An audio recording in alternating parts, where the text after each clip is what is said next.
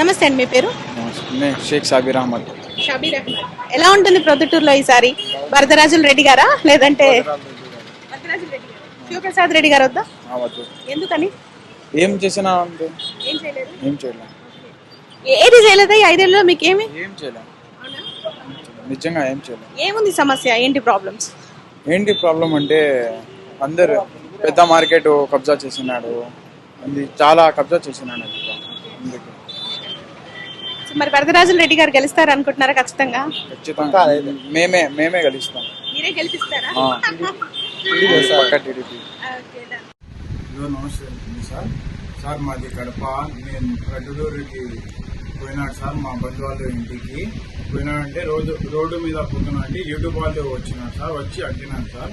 మా పక్కన టీడీపీ వాళ్ళు ఉన్నారు సార్, వాళ్ళు నేర్పించినారు సార్. నాకు నేను చెప్పినా సార్